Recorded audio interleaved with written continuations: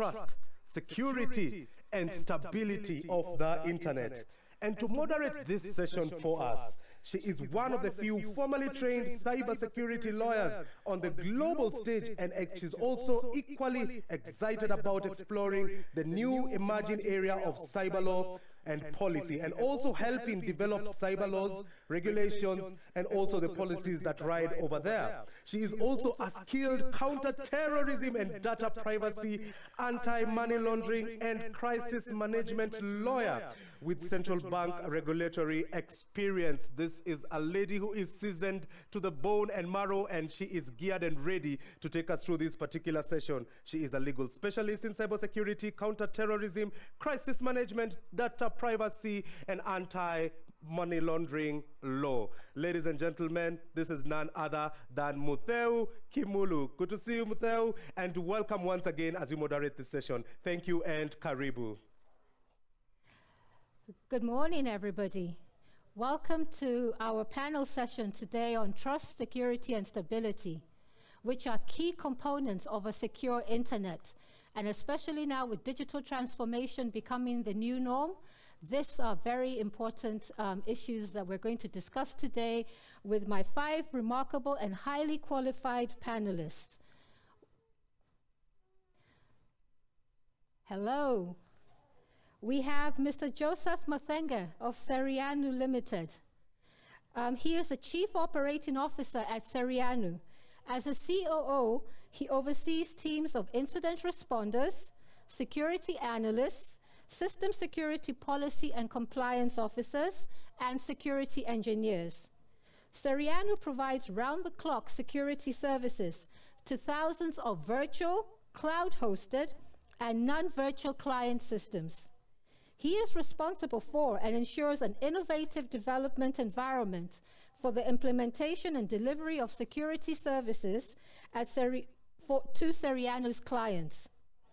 Prior to joining Serianu, he was a Chief Information Security Officer for Airtel Africa, in charge of security operations in 17 African countries where Airtel operated.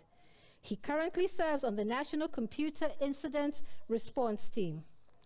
Our second panelist is Dr. Paula Musuva, who is currently a lecturer in Forensic Information Technology at the United States International University, Africa, where she teaches specialized courses in information security, audit, and digital forensics. She has worked as a senior technology consultant at Deloitte East Africa and as a team leader and network and security engineer at 7 Seas Technologies. Our third panelist is Mr. Francis Sitati, who is a senior cybersecurity analyst working in the cybersecurity and e-commerce division at the Communications Authority. The division hosts the National Kenya Computer Incident Response Team and Coordination Center, which is Kenya's national cybersecurity trusted point of contact and is mandated with offering advice on cybersecurity matters nationally and coordinating response to cyber incidents in collaboration with relevant stakeholders locally, regionally, and globally. Our fourth panelist is Ben Roberts. Ben has been with Liquid Telecom's Group Technology. Ben has been Liquid Telecom's Group Chief Technology and Innovation Officer since 2017, having previously served as Liquid Telecom's Chief Technical Officer since 2006. With over 20 years experience across a range of technologies in design, support, integration, and operational management roles, he has led the group's networking and product strategy, expanding its technology base and fiber network across Africa. Welcome, Ben. And our final panelist for today is Veronica Wangeshi, who is a legal analyst, NC3, which is a National Cybercrime Coordination Center, and she specializes in cybersecurity law, as well as being a policy analyst with a demonstrated history of working with law enforcement in a multi-agency setup. It's nice to see you all, and I'm looking forward to very interesting conversations this morning. So let's get straight into it. Kenya enacted a national cybersecurity strategy in 2014. So 7 years later, we may need to review it. And so my first question would be, what are the critical areas for consideration in review of our national cybersecurity strategy? You can also maybe see what have we attained since we enacted it, and what do we need to enhance if we were to review it. And I'm going to start with you, Veronica. Can you hear me, Veronica? Okay, we seem not to be able to get through to Veronica. So Joseph Mathenga, could you tell us your perspective from Sarianu's interactions in cyberspace? Yes, good morning. It is a pleasure to be here and participate on this very able panelist. Protection of our national infrastructure has got to be at the very top of the activities that we need to do. As we get more and more connected and we have a greater dependency on the Internet of Things to manage things like grid power, to manage water, malicious actors who would be able to target these systems and to exploit them become an absolutely key area that we need to continuously protect. So it's very important that the strategic plan, both in design policy as well as in implementation, needs to focus on how best we can be able to protect critical infrastructure. And in addition, being able to now respond to incidences, having policies that spell out both the technologies that we put in place, but also the procedure and who is responsible and accountable for being able to respond to that, both from a private as well as a public activity, becomes an absolutely key activity. Great, I really agree with you. And I'm sorry, Joseph, I thought Francis was the one who was joining us today. My apologies, when I introduced you, I introduced Francis as opposed to you, but just for the panelists to know, Mr. Nzano is actually the Assistant Director of Cybersecurity and the e-commerce division at the Communications Authority. So they're the ones who are in charge, who handle Casa. And I agree on critical infrastructure being very key. Veronica, can you hear us? Okay, Ben, I'll jump to you. What from your perspective, you know, as Liquid Telecom has played a pivotal role in developing Africa's digital future, what do you think we need to do when we review our cybersecurity strategy? Morning, afternoon, even. I hope you can hear me well. Yes, we can. So I hadn't seen that cybersecurity strategy until yesterday, I'll be honest. But first of all, I think we can, look in there at what's been done and review how well it's been done, and it can be reviewed from a progress update. And I'll come into maybe. Hello. Yes, Ben, we can hear you. Hello. Yes, we can hear you. My microphone has gone. No, we can hear you, Ben. Hello? Yes, Ben, we can hear you. Hello? Yes, we can hear you. I think as we sort out Ben's sound, maybe I'll pose the same question to Dr. Paul. Hi, sorry, my microphone failed. Have you gone to someone else? My microphone batteries died at the same time. Oh, no worries. We can hear you, Ben. You can go ahead. Oh, sorry, yeah. So, what I was saying that, we can review what's been done well and what hasn't been done well of the actions from the previous policy. And I think we've got some attention to pay on the implementation of the cybersecurity law. I'll probably elaborate on that a bit more later. But what's changed in the environment since 2014, actually two things have changed from an infrastructure perspective, which becomes key to critical infrastructure and to cybersecurity. Number one is Kenya is no longer just a country in this ecosystem. It is actually a regional hub. It is actually a global hub for internet. So the data centers in Kenya are no longer just having Kenyan operators and Kenyan content and Kenyan websites, et cetera, et cetera.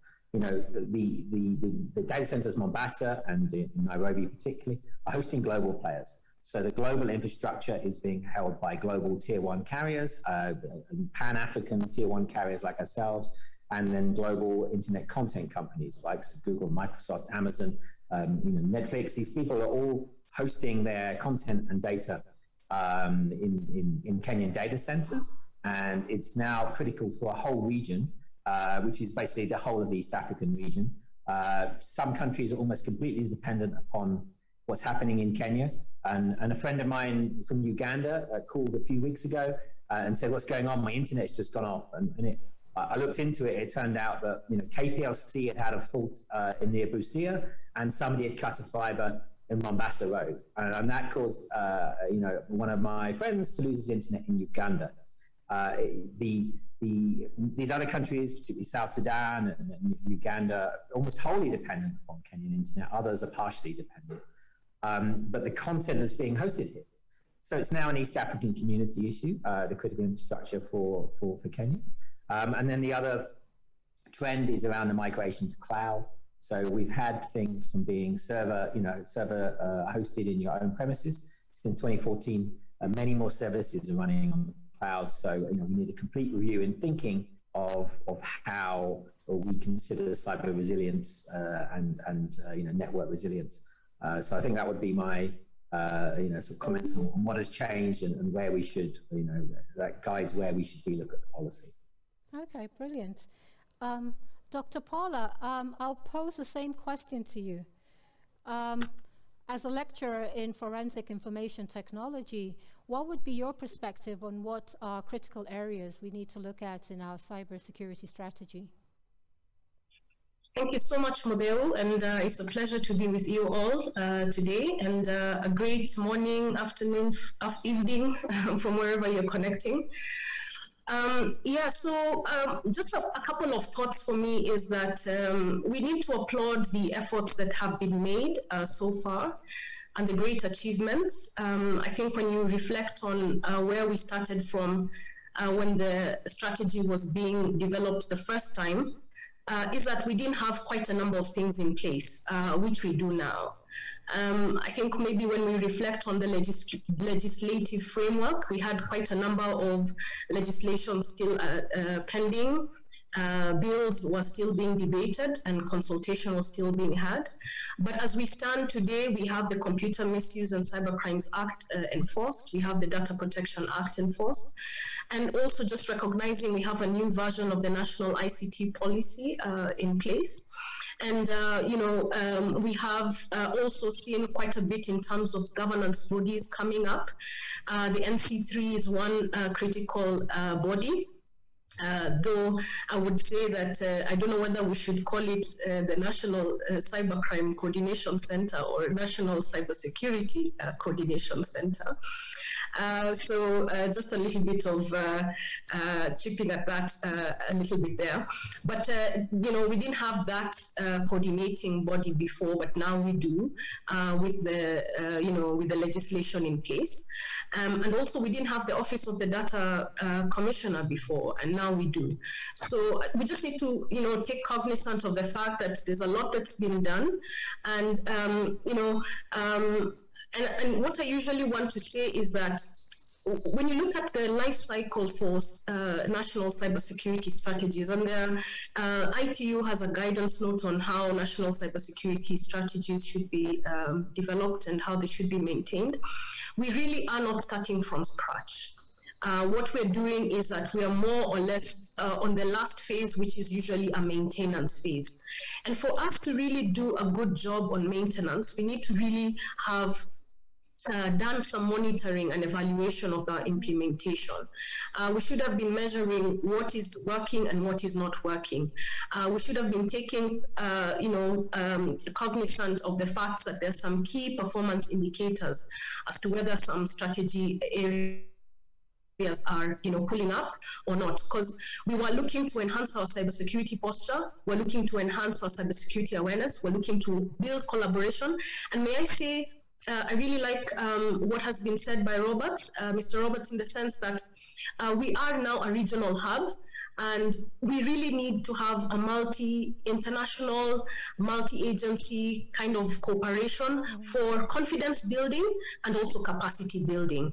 You know, Kenya has also been privileged to be part of the UN GGE, the Global, you know, Cybersecurity Experts, the Government Cybersecurity Experts Forum, the OEWG, and we have been invited in these spaces to influence even internationally the cyberspace. So I think that's also a very key area that we should build on, even in terms of our international cooperation. And also the next thing we were to build on was on governance. And of course, we'll have more discussions on the governance area. Yeah.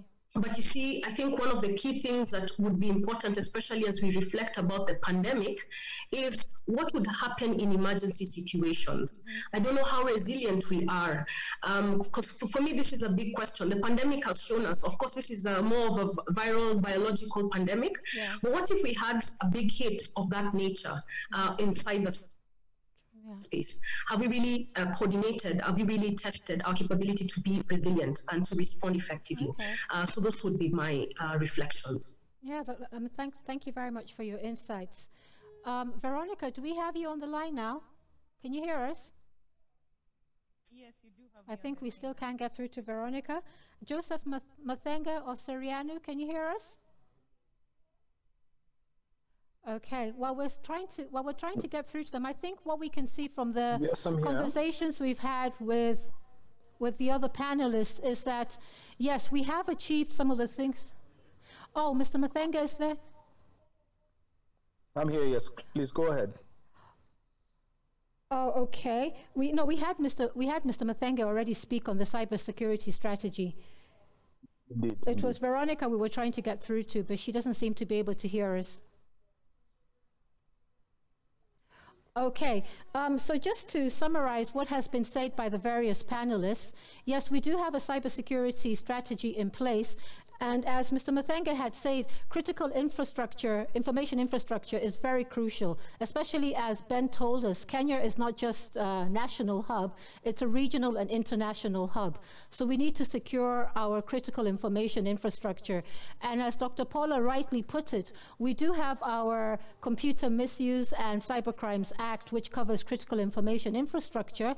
However, within the Act, we needed to activate our National Computer and Cybercrimes Coordination Center and to appoint a director who would be able to designate the critical infrastructure.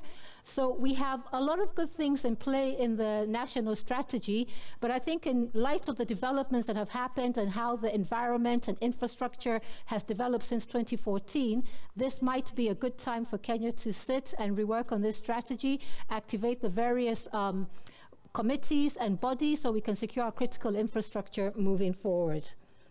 Okay, let's move on to our second question.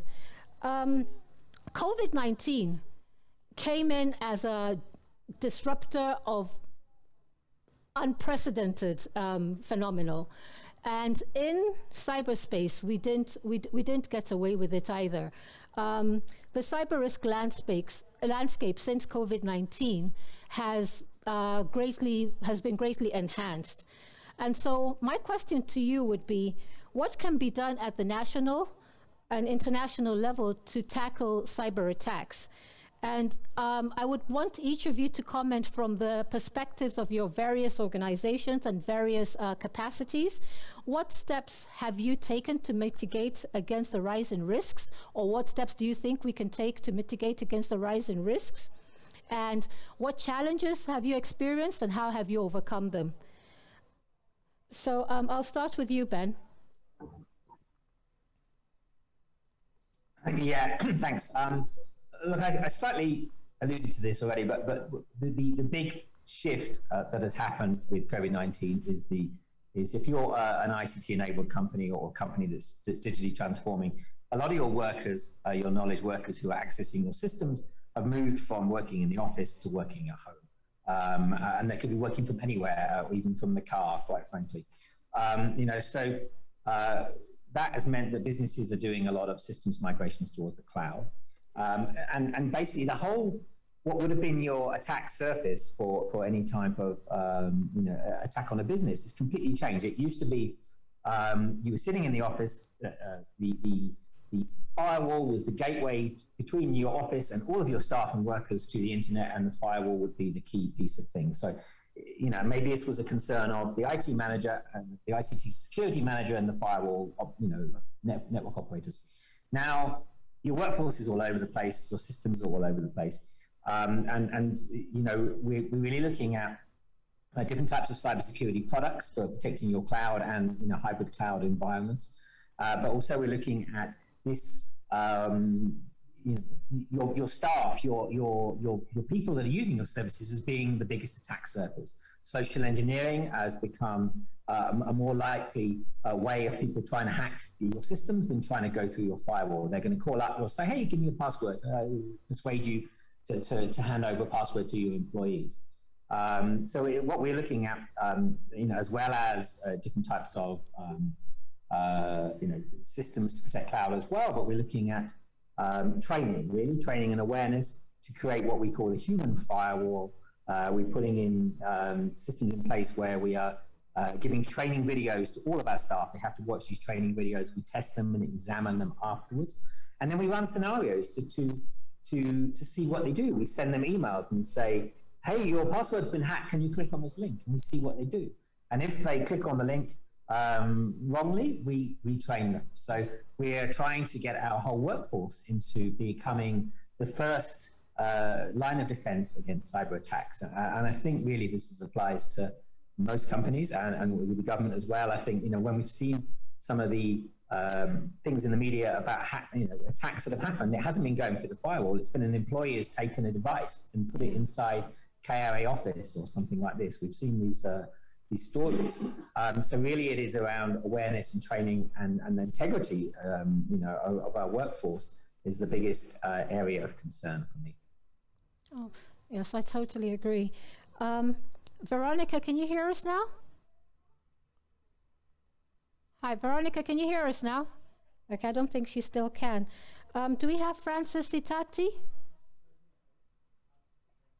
Yes, Michael, I'm sorry, Francis, we missed you out on the other one. There was a communication mishap. So, Francis, as Casa, what are your comments on our cyber risk landscape since COVID? Okay, thank you, Michael. From the perspective of the national Casa, we've observed that there are various cyber actors that continue to sort of adjust their tactics to exploit, the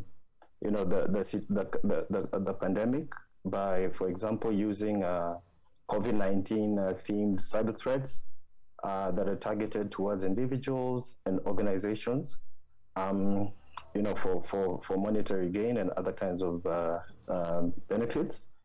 We've realized that some of the tactics that they've been using include, for example, ransomware and malware scams that are primarily distributed through, for example, phishing emails, SMS messages. We have forwards on WhatsApp. And these messages are purporting to be from, trustworthy senders, for example, the World Health Organization and other health institutions, as well as associated government agencies. So we've seen that through these emails and messages, these actors are basically using the pandemic to bait people, to trick people into disclosing their credentials or downloading malicious software. We've also seen that there's been a phenomenon of branding of this like breaking news or the kind of information related to the pandemic. For example, the use of purported alleged cures or various conspiracies, or even fictitious government directives related to the pandemic. Also is we're looking at the fact that more and more people have been working from home. So we've seen the cyber actors are scanning for vulnerabilities in, for example, the remote working tools like the VPNs. I think we've all been aware of instances where even the Zoom platform has been compromised and other softwares related to remote working. And also, some of the phishing mails contain attachments that seem to be from legitimate video conference providers. And basically, the objective is to trick users into downloading some of these malicious files. Mm-hmm. On the national side, we've also noted there's been an increase in clickbaiting related to the pandemic. And it's basically using of misleading or sensational headlines that use a hyperlink designed to attract the attention of the reader, and basically to entice you to follow the link so as to maybe read, view, or listen to some linked piece of information. It could be maybe a picture, a video, or some kind of multimedia that is catchy and attractive to its intended recipients. Mm-hmm. So we would just urge the public to be cautious and to take everything with the caution. Yes, I totally agree. Veronica, can you hear us? I should be able to hear you now. Okay. Hi, Veronica. The question we're tackling right now is we're commenting on our cyber risk landscape since COVID. And we're discussing what can be done at the national and international level to tackle these cyber attacks. So I'd love to hear your opinion on this. I think what we should first do is just to ensure public awareness about what is happening. We tend to hide a lot from the public, and that is why we have them not able to protect themselves. And we've been a significant increase in cybersecurity incidents. So maybe we should start with public awareness. I think that should be our priority at this time. Yeah, I agree with that. Paula, what is your perspective on this?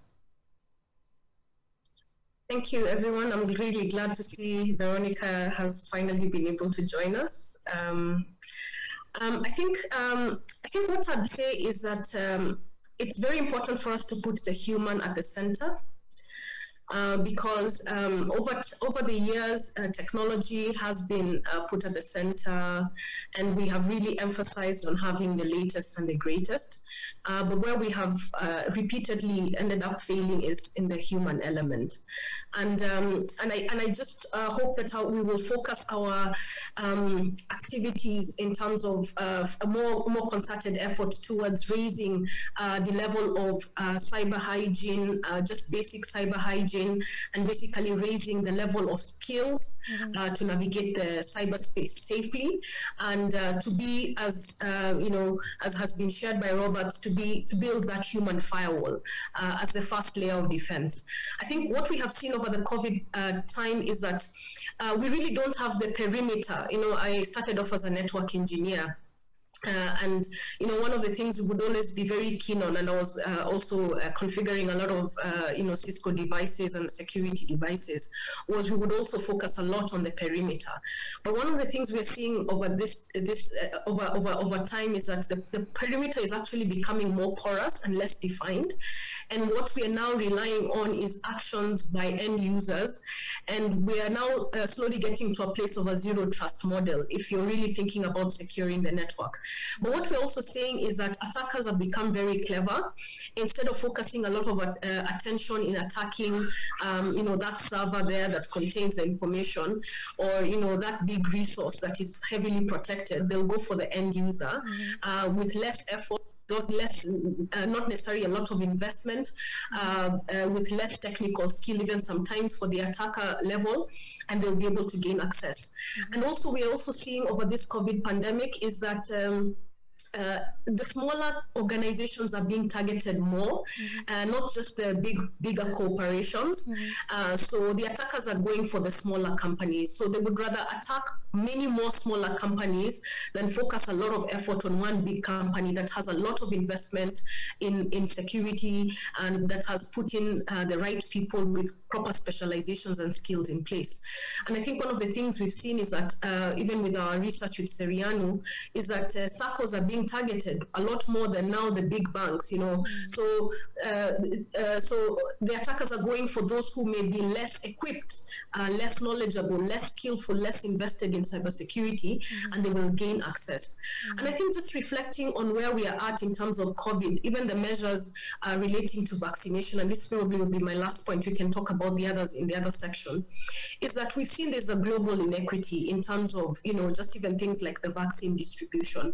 Africa only having 4% of people fully vaccinated, while the world is celebrating in more advanced countries 70% of the population fully vaccinated. We will only be as strong as our weakest link.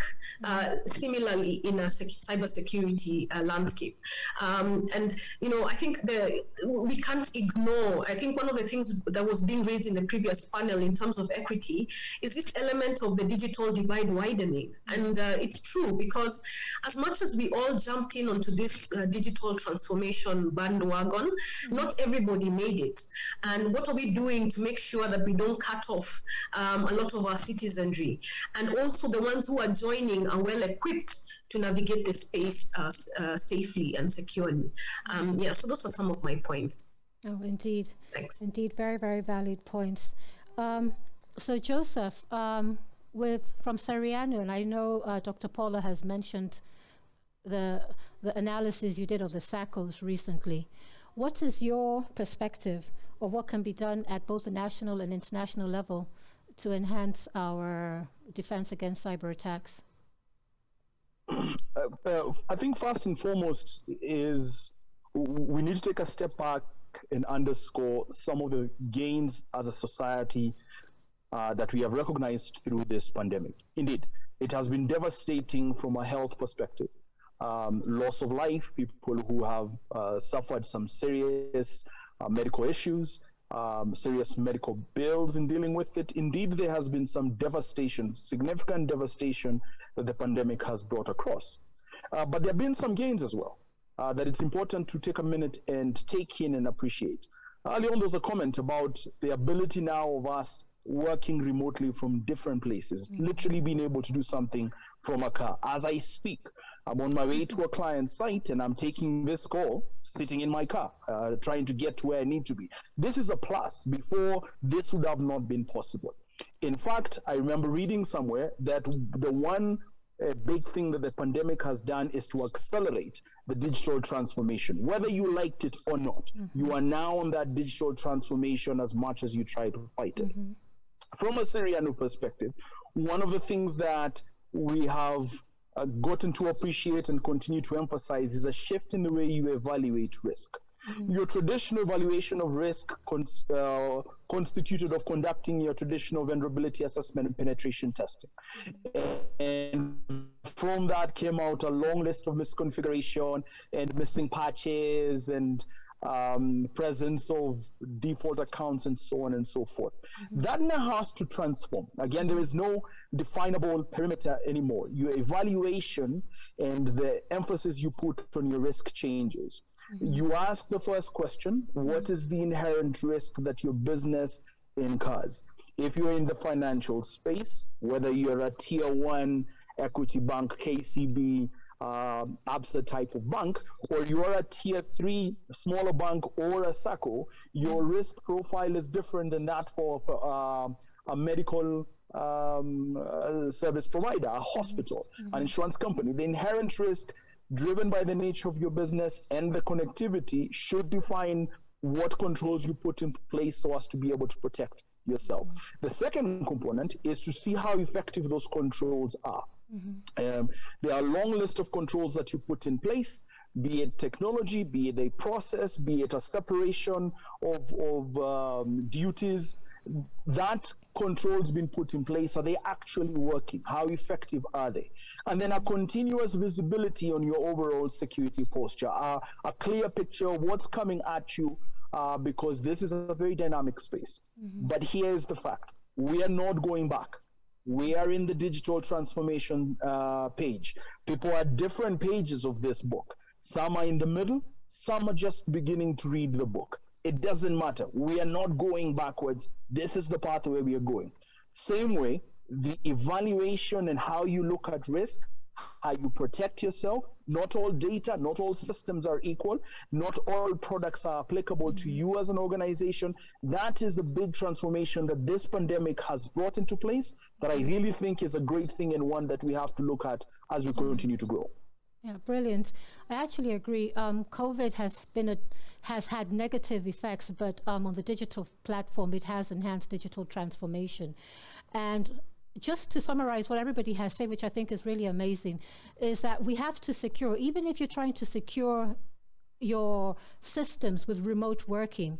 I love what Ben said about how you have to test the staff, because the largest threat we have in cybersecurity breaches isn't so much the technical aspect, but rather the human aspect. The human issues, and especially with remote working, which are harder to monitor. For example, when you're remote working, Joseph has just told us he's in his car, but some people don't realize they go to the local coffee shop and they're using the free Wi-Fi, which is where the cyber criminals are, thriving and trying to get access to their different corporations' networks. Or if you're having a secure meeting, are you ensuring that all your smart devices are switched off, because then you have somebody listening in on you? And I love the idea of that you cannot secure everything. As much as we want to secure everything, it's too expensive. So we need to focus on what I would refer your critical infrastructure. If you're a medical entity, this is my critical infrastructure. If I'm a banking entity, this is my critical infrastructure. Secure that, and then keep doing the tests so that when you do have a breach, everybody is aware what they're doing, when they're doing, because attribution in cyberspace is still a bane. So the faster we can stop these threats from taking over the entire system, the better. Okay, we'll move on to our third question. And this one I'll direct initially to Casa. So Francis, what mechanisms has Casa put in place in terms of reporting back to stakeholders? Because embracing multi-stakeholderism is really, really important. I can't emphasize that enough in terms of securing cyberspace. And how effective have you found these mechanisms to be? Thank you, Bethel. I'll answer this question by looking at, I'll touch on the governance issues and a bit of policy, and finally, operationally, what the KSET is doing. We have the Computer Misuse and Cybercrimes Act that makes, it provides for the National Computer and Cybercrimes Coordination Committee, and the Director General of the authority happens to be a member of this. And this governance framework is supported by, we have technical officers from the authority, as well as law enforcement officers, as well as the legal and regulatory framework that is supported by the financial element. On a policy level, we have the national policies, which includes security policies and ICT policies, and the various acts of parliament. But with regard to the specific question of multi-stakeholderism, we have what is known as a National Kenya Computer Incidents Response Team Coordination Center Cyber Security Committee, or NKCC, and it's basically a multi-agency and multi-stakeholder framework that brings together various players within the cybersecurity space. What we did is that we undertook a stakeholder mapping based on international best practices, whereby we try to identify various, what you call the sector-specific computer incidents response teams, so that to enhance basically the coordination of cyber threats. With regard to the e-government sector set, we have the ICT authority that coordinates matters to do with cyber threats within mainstream government and also the county governments. We also have the financial sector SAT, which is financial sector it's an area that has suffered a lot at the hands of cyber actors, and we work with the Central Bank of Kenya as a regulator of the financial sector, as well as the Kenya Bankers Association, which is the umbrella body for commercial banks. Okay. We also have the telecommunications sector SAT, basically the mobile network operators and other operators within that space. And this is coordinated through the Technology Service Providers of Kenya, or TESCOP. Academia is also a key player within this space, and this is coordinated by Kenya Education Network, because a lot of academia is actually a lot of the traffic that a lot of the custodians or a lot of the traffic that go through our country.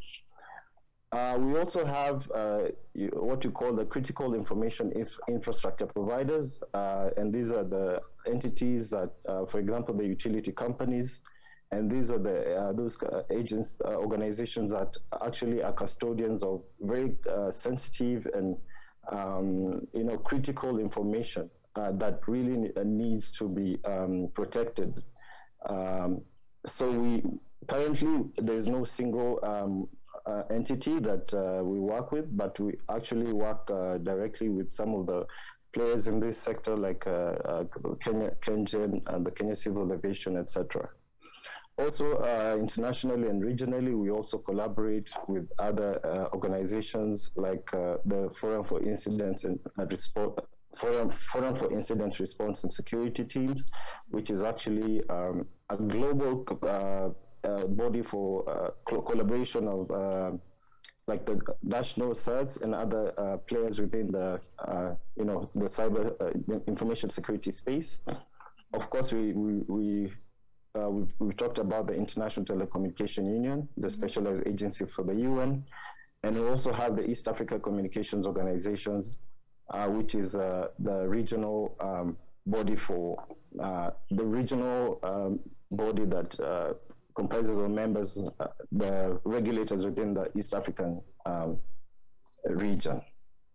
Okay, brilliant. Well, I can see that. Sorry. There's also need to formalize these collaborations to enhance, basically those frameworks, so that we can, to just make them more effective and make them more, for you to feel really the effect of them. Okay, brilliant. I mean, I can see that Casa has put a lot of mechanisms in place, and I think in our last discussions, I think it was Veronica who raised, as much as we need to inform the public more of some of the risks that are there, because as much as we're dealing with the stakeholders and the big corporations, maybe the major stakeholders need to do more sensitization campaigns, because like we find, like when we're having the SACCOs, that they're targeting the SACCOs because the SACCOs are more vulnerable people who are less cognizant of cybersecurities. But I'm glad to hear that we have a lot of mechanisms in place. I'm going to jump on to the next question, and I'm going to ask the panelists, what are the overarching principles that will ensure trust, security, and stability of our cyberspace? Additionally, what are the human rights considerations that we need to take into account when we're ensuring trust, security, and stability in cyberspace? And what challenges are preventing us from achieving them, and how best can we overcome them? Veronica, I'll start with you. Can you hear me there? Yes, I can. All right. I think one of the overarching principles that is very important to in the security or in just trying to achieve what you're trying to achieve would be information sharing. That would be that's quite an important principle if you're trying to bring trust and security to it. Yeah, we cannot have organizations and trust in each other if we are not sharing important information when it comes to cybersecurity. So I would say in order to be able to achieve all this, we should be able to share information and also harmonize our efforts, just like Sitati has said, in multi-stakeholderism, yes? So we can have the harmonization of efforts would be very important and is quite a core principle, and it is something that we are looking into doing. Okay. Paula, what is your opinion? Thank you, Mudeu.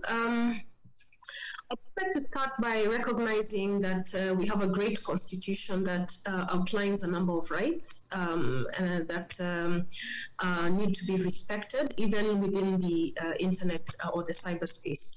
I think one of them is access to information. I think it has been touched on in a way with what Veronica has said.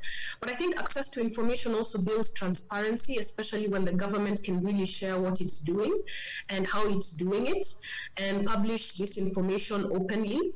I really like that even as we discuss about the strategy, we all have access to it. If you all want to see what the Kenya National ICT Master Plan is, we can have access to that. So I think that's already something, a great principle that we should embrace, where people can access timely, accurate information. There can be also something else is public participation in coming up with these policies and coming up with these strategies, because also that's another principle that is enshrined in our constitution, the right to public participation. You have to involve the people who you're making decisions about in the decision-making process. And chapter 4, as has been mentioned in the previous panel session, I really liked what Kiai said from Article 19. And so first of all, we need to recognize that there's a chapter 4 outlining a bill of human rights, right to dignity, that many, but just a few rights to human dignity. One of the important principles we need to uphold currently in cyberspace is the right to privacy. And that's going to be a tough issue, even as we move into AI-based systems and as we move into Internet of Things and as we move to a more cyber-physical system, deployment of cyberspace, where there's a real interaction, not just in a virtual environment, but also affecting our physical reality. There's also the freedom of expression, where people are not being censored. They're not being allowed to access certain resources. So the right to also speak and communicate. You're not being cut off during critical times, because it's, whether it's a political issue during the elections, people are now not able to communicate. So I think these are very important principles that are enshrined in our constitution, which really need to be espoused and, embraced. But, there's a very famous Kenyan proverb, vitu kwa ground, you can complete. So I think we have really good ideas. We really have really good principles. I think where we really fail is in the implementation, it's in the honoring. It's in having the value system and the integrity to actualize these very things that we have said. I think those are some of the things that I would say in terms of the principles question. Okay, brilliant. Francis, what is your perspective on this? Okay, Francis. Thank you, Mithel. Okay. Yeah, I think my take would be to ensure trust, security, and stability. One of the things we need to do is that we really need to enhance the frameworks for investigation and prosecution of cybercrimes. We do have in place the Computer Misuse and Cybercrimes Act. We might need to maybe fast track development of the regulations and any other associated documentation. Also, we need to continue engagement with relevant stakeholders, especially, for example, the telecommunications service providers, the various regulators and academia, and of course, most importantly, the consumers of ICT services, because as has been mentioned, the human element is always the weakest link in the cybersecurity value chain. Also, we need to continue to facilitate the efficient management of critical internet resources. For example, the domain names. KENIC is doing a really good job. So as an authority, we continue to support the work of the CCTLD, just so that we can promote trust and confidence in the use of ICT services, especially since it's governed by the Kenyan laws. And finally, I'll talk about consumer awareness and education. And this would go a long way in promoting trust and confidence and the use of ICTs by Kenyans. And this is especially relevant because of the high number of mobile subscribers, and we also have increasing number of e-commerce transactions and generally mobile money transactions every month. Okay. Ben, what is your perspective on this? Well, I think two things.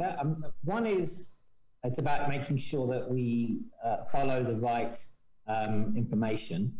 And this is a very expert panel from Kenya of the experts who are able to talk about these things.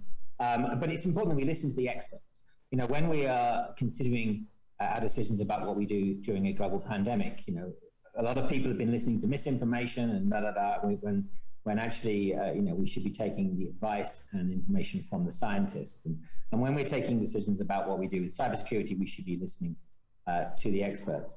I think a lot of damage was done in terms of public awareness of cybersecurity during the controversial issues around the last election, where we were having people who were not experts were making submissions on television. Maybe the experts didn't want to go on television and talk about these things. The media did a very bad job, and they were calling in people who are not experts who were saying this and that about opening servers and blah, blah, blah.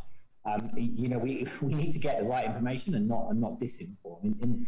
In a situation where not enough people have the right information, the worst thing you can do is disinform people. So it's our responsibility to do it right. But it's the job of the media and everybody else to make sure that they do, when consulting on these matters, they do consult the experts. And I think to sort of build a bit on what Francis said, we need to look at and properly strengthen now the Cyber Crimes and Computer Misuse Act. This is quite a serious matter. It was originally meant to be a serious bill, a serious penal code for cyber crimes, defining cyber theft, cyber fraud, cyber terrorism, cyber bullying, these serious matters. Yet at the last minute, amendments were pushed through when it was first passed, talking about things bloggers say and whether that's correct or not, and making these into offences. Now we've got further amendments trying to be pushed through Parliament, where people are trying to put silly amendments about what content people are looking at on the internet, and this is not what it's meant for. Right? This is meant to be a serious bill for applying cybercrime, and not a bill for arresting bloggers over the weekend. When we want to punish them for saying something we didn't agree with. So we need to get this right. We need to take out the silly things out of the Cyber Crimes Act, and we need to enforce it. And recently I read a great article in the Sunday Nation, or Saturday Nation as well, about some Kenyan hackers who were arrested and jailed and convicted in Rwanda, and now serving time in prison in Rwanda after attacking Equity Bank. But as you read the article and the whole story of these guys, they had hacked and been caught.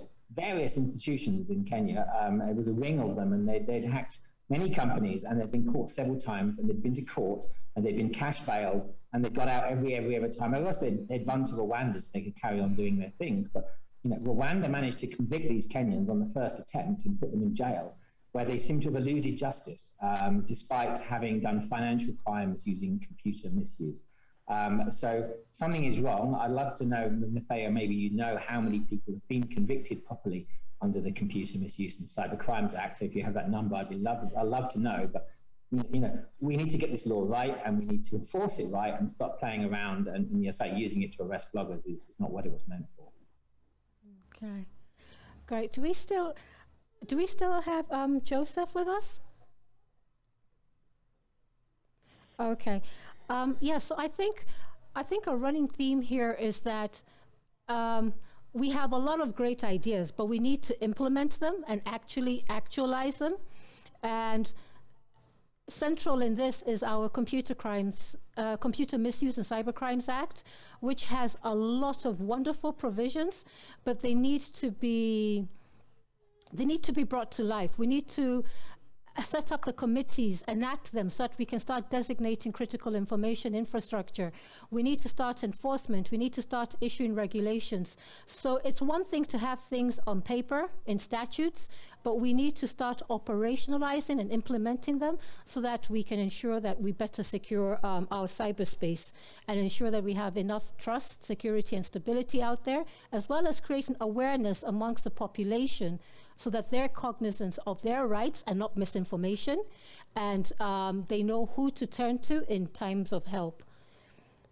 Okay, fine. We'll finally move on to our final question, which is, what are the top 3 priorities that will need to be addressed in the coming year, and what roles can be played by the various stakeholders? Ben, I'll start with you. Yeah, I think for me, the top 3 priorities are, properly fix and apply the Computer Misuse and Cybercrimes Act. The next priority is to properly fix and apply the Computer Misuse and Cybercrimes Act. And the third priority is to properly apply and use the Cybercrimes and Computer Misuse Act. I love that. As a cybersecurity lawyer, I love that. I'm advocating for that every day. Okay, Dr. Paula, what is your perspective on this? All right, so I think I've seen a question on the Q&A session already. Somebody is asking, why is it taking us so long to get this strategy, the new strategy out? Because I think it's really vital that we do have a new revised strategy for our cybersecurity approach as a country. And of course, there's a whole element of taking in the wins, seeing where we have not done so well, seeking to improve, have targeted outputs that we're driving. I think it's really important. And I think because we're not just talking about Kenya being a regional hub, also being a representative of Africa, not just the East Africa community, because Kenya has been representing in the group of governmental experts in the UN, among the few countries that are sitting on that seat, and also on the OEWG. So we really need to keep up in terms of our strategy and our thought leadership in this area, and also implementation-wise. It will affect even our rankings. For example, with the ITU Global Cybersecurity Index, this is one of the areas they actually look at, even as we move towards maturity and continuous improvement in our posture in cyberspace. I think the second thing is, for me, that 60% of Africa, in fact even in the Kenyan population, is the youth. And one of the things that I'm very cognizant of, even as I'm a faculty member, as an educator, is that we are training the youth for the future. The future, we talked about what Facebook is doing with the multiverse, metaverse, and we're saying that when I'm teaching my students in my networking class, am I preparing them for that being a reality of their experience? And we're talking about the knowledge economy, we're talking about the fourth industrial revolution, we're talking about the changing nature of the future of jobs. I think for me, a very big thing will be in terms of getting really serious about upskilling, about preparing the youth for a different future in terms of jobs. A future that will have a big level of automation, a future that will involve, when we're talking about digital transformation, COVID has shown us that you can actually leap forward 3 to 7 years in a matter of a year because of just changing climate, changing, conditions. So we're saying we really need to be strategic about how we are preparing our youth. And if we don't, it's a ticking time bomb. Because if you have youth that are not well engaged, they're not getting the right employment opportunities, even on the cyberspace. There will be those youth who go around, committing fraud and actually being these expert hackers, homegrown. I'm talking about proper homegrown hackers, and we will actually be having a big challenge in the years to come. We have very talented youth. We have very clever, intelligent, innovative youth. We had better start tapping them right now and engaging them in the right way in terms of the future of their jobs. And I think the third thing for me is just emergency planning for crisis. And I don't know how well prepared we are in this level, because COVID has shown us a biological crisis can actually stop the world in its tracks. What would happen if we had a similar pandemic on a cyber level? I think one of the things that I've become more aware about in the last 2 years is that nation states are becoming very serious about cyber warfare. You know, we're reliant on a lot of cyber physical systems. And we're not just talking about virtual space, and we're not just imagining things. There's a lot more interactivity even in our day-to-day lives in the cyberspace. So I think we just really need to be sure that we are well coordinated and we have proper responses in place, and we really are able, you know, if things came to an end, we would be able to respond effectively. So those are my few points. Okay, thank you. And finally, Veronica, what is your perspective on this? Okay. Unfortunately, we're not able to hear Veronica right now. These are the challenges of remote working. We can have all the best systems, but there's always that one thing that challenges us. So in this particular incident, we lost a bit of sound there. Well, I would love to say thank you to all the panelists. We've had such interesting, illuminating conversations. And so I understand that we now have a couple of questions that are coming in. Kindly highlight on how our National Cybersecurity Index, how do we compare with other countries at the regional and global levels? Okay, who would want to take that question? Okay, the question is, and it comes from Nadir Hassim, kindly highlight on our National Cybersecurity Index, how do we compare with other countries at the regional and global levels? Okay, would you want to take that question, Francis? It says, kindly highlight how our National Cybersecurity Index, kindly highlight on our National Cybersecurity Index, how do we compare with other countries at the regional and global levels? Okay, thank you, Theo. Regionally, I think Kenya is doing very well, as well as Rwanda.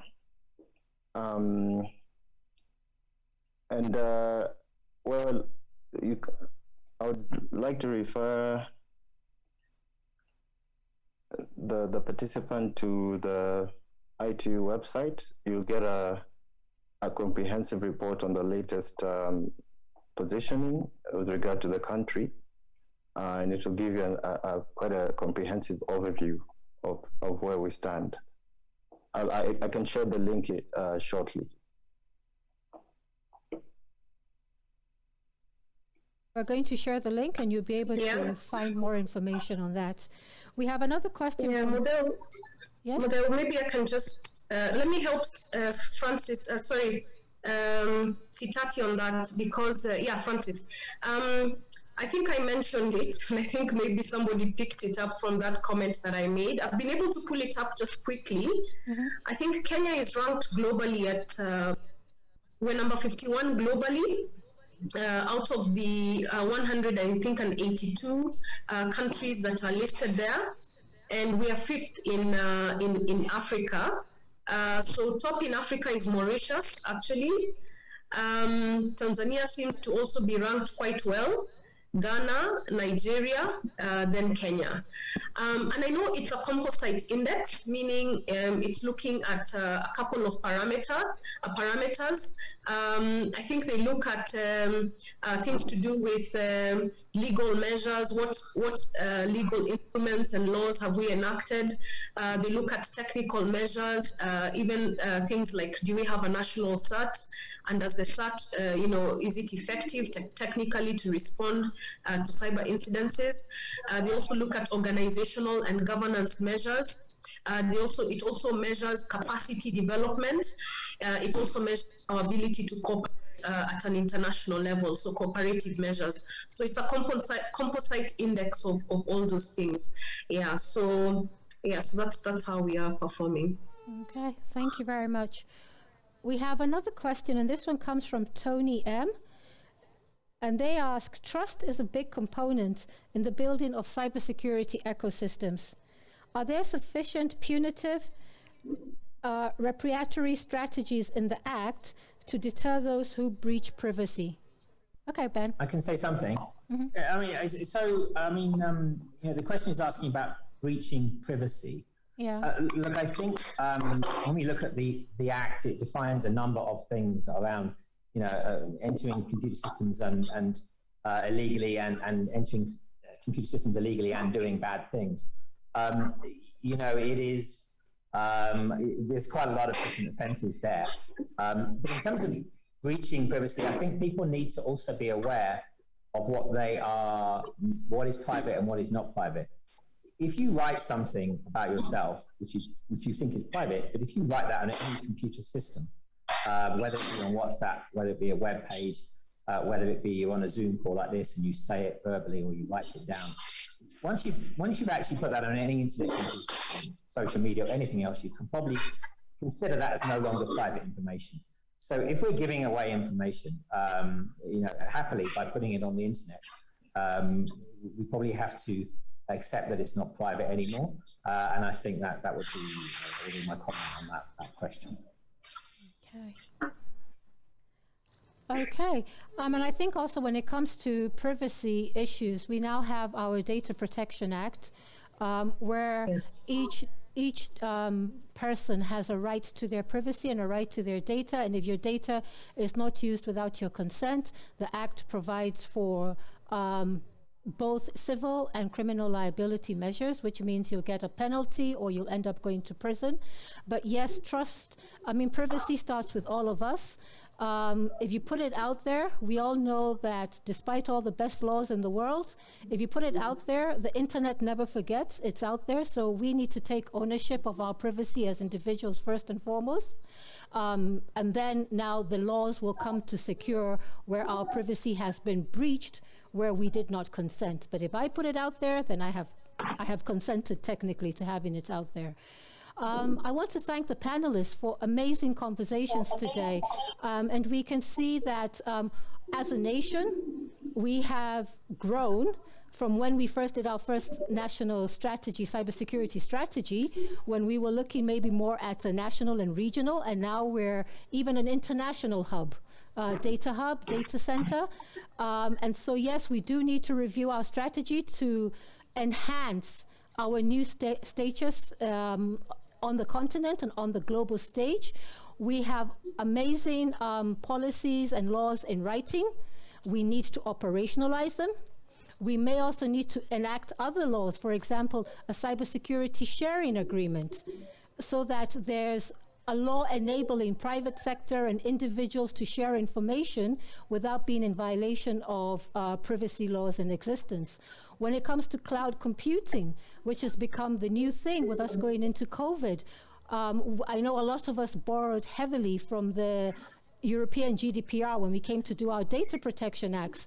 Maybe we also need to now look at what they're doing. They've got, I think it's called the GAIAX, which is basically like the GDPR of cloud computing. So there's a lot we can do to further secure legally, because without laws there's anarchy, our cyberspace. But we also need to educate our citizenry, because we can have all these laws, we can have all these mechanisms in place, but human factor is the highest threat to cyberspace. So there need to be more awareness campaigns done. The various organizations are doing it, but maybe from a national level, we need to do more. We can do more, we're doing, but we can do more.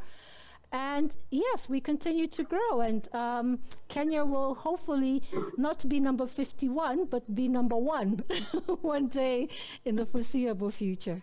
Thank you very much, all of you, for participating today. It's been a pleasure, it's been interesting, it's been fun, and enjoy the rest of your day. And to our viewers, enjoy the rest of our other interesting sessions coming up, and enjoy your day. Thank you very much.